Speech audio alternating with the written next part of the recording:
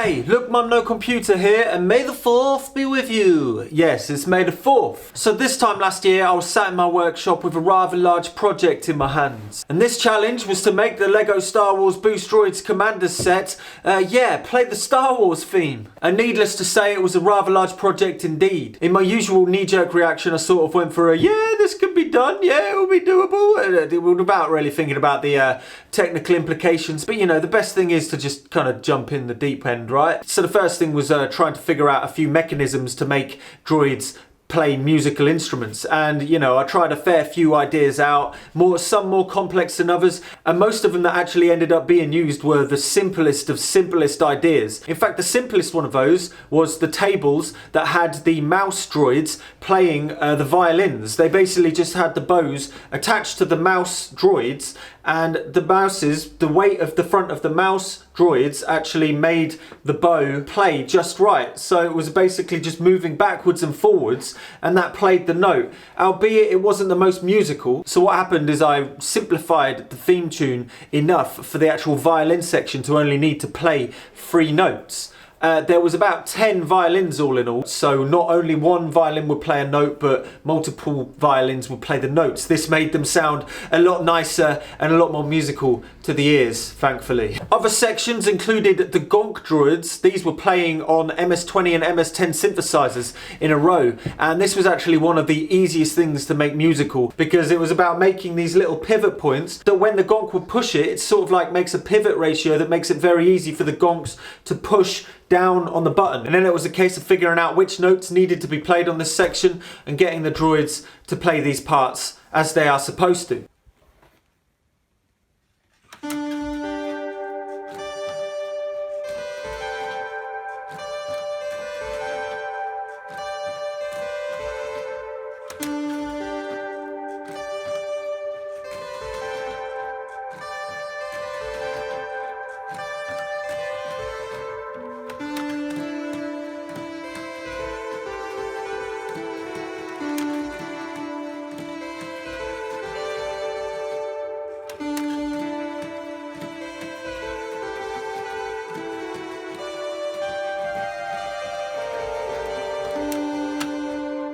I used a very similar setup for the drum sample droids. Basically what they were doing, they were just punching big drum samples that just triggered drums. The R2-D2 droids playing the xylophones were my favourite setup, and I spent the most time on this because it was just pretty awesome. So basically how the droids work is when they spin their head, they also spin a little control arm at the front. And in the Boost Droid Commander set, this little arm at the front actually controls a few different puzzles in it. So I thought it'd be cool to be able to use that mechanism into making the beater hit a xylophone. So what I did was I had a bit where the R2-D2 would couple up to on this little mechanism that had a couple of cogs in, literally just a couple of cogs, and when the cogs span, it lifted up the beater to a point, and then when it span down, it just made it immediately drop, which played the xylophone. And in order to make it sound in time, basically what I did was I made sure that multiple droids were playing some of the same notes. This meant that it was flamming, so it just sounded more in time because they were all going like this.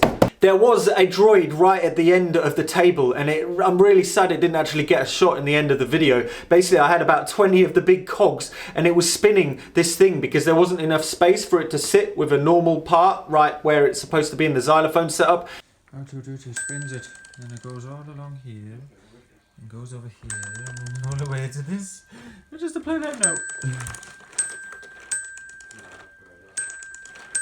There was also a few one-off droids, and these basically were setups where they only had one job to do in the whole song. This was rather ropey, like some R2-D2 droids had strings attached to them, which attached to little bits of Lego that came out and made beaters drop onto gongs. There was 4 gong hits in this musical piece, so it was about just, making these droids walk forwards when the gongs needed hitting. So after figuring out a few mechanics, me and my mate Johnny kind of sat down and kind of figured out how and where and what these things would be doing and when they would be doing it, and it kind of made the whole picture in my mind a heck of a lot easier. And then we sat and figured out where and what should happen in the video, so it kind of cleared up the image of how I was going to make the mechanisms and where and what they will be doing and when, and it really simplified the whole build process, kind of bouncing ideas off, and he was focusing on the overall video whilst I was focusing on the actual setup and how and what it was going to be playing. Needless to say, at this point I couldn't actually test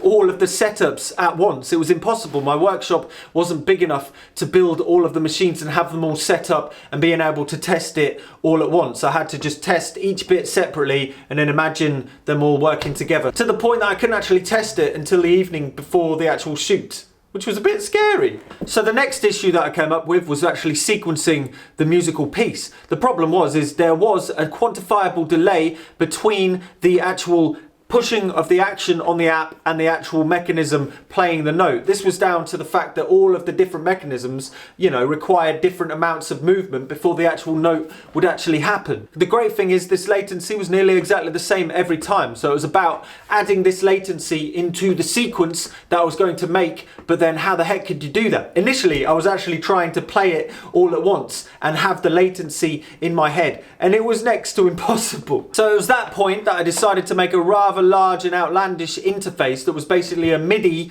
to servo moving interface. And basically these servos had styluses on the end that would go down and press play on the iPad apps. And man, that was a lot of fiddling and a lot of kind of fine tuning. It took about 2 weeks to finesse that whole setup because there was a lot of things to take into account. For instance, the styluses required a certain amount of charge going through them for the actual iPad to notice that there was a stylus being played. In the end, I actually used the headphone out jack that was actually playing the Boost app music in the background, and that was actually coming out the headphone jack and putting a bit of charge into these little styluses that were now being picked up by the tablet screen. After that was figured out, it was basically amplifying that to being able to be playing a whole load of iPads at once, and it was just a whole table full of iPads and servos. Some of the droids were hardwired to the sequencer, but most of them were actually going through these iPads to play the actual droid, which meant the coupling between all of these takes and test takes and stuff took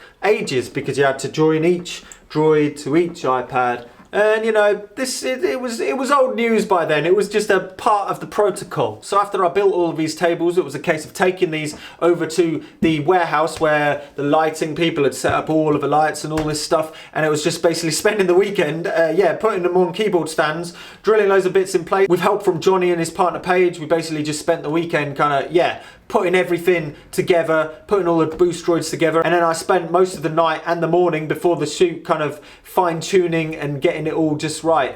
Needless to say, this whole process, I didn't sleep much at all. Needless to say, there were a lot of dead ends in building this. The cellos, for instance, they took forever because I was actually trying to figure out the best material to actually make the note play. I simplified the musical piece for the cellos to actually only have to play one bass note, and that came in halfway through the song, and it was quite easy to get the Lego bricks to actually play, and to the point that the actual best material to actually get the note to resonate on the string was just a bare Lego brick wheel, which was quite amazing because I wrapped it in bow material. I even covered it in rosin and stuff like that, and just the bare Lego brick wheel was the best thing to make the cello resonate. This is the one I'm working on at the minute. It's just a cello. Just a cello playing as cello-y goodness. If this goes up to here, it won't be that loud because the robot isn't spinning. The robot spins quicker. But that project was a very enjoyable experience. I've never really done anything quite like it. Obviously there was other people involved in kind of like organising the shoot and making sure it all went together and edited together and stuff like that. And everybody else involved were very hardworking, and the whole thing came together quite smoothly, to the point that the video is being nominated for a Webby, and that is really cool to be nominated for something. It's pretty awesome, and you can help us potentially win this Webby nomination. The links are below. All you need to do is vote for it, and you never know, this might get a Webby award. That'll be so cool to actually have some sort of award for a video. So if you have a moment, just think about voting for it on the Webby Awards site, and below is the actual link to the video and the other behind the scenes video. And it was a heck of an experience, and looking back, I've forgotten all of the scared times that I didn't think it was going to work, and it's all been replaced by a nice rose coloured bit of nostalgia where it all was just, it was all easy and it all went together. Easy as putting Lego bricks together, which it pretty much was. Anyway, I've been Look Mum No Computer. Don't forget to subscribe. I'm going to get back to soldering my 1000 oscillator Mega Drone. I'll see you next time. Stay safe and stay healthy.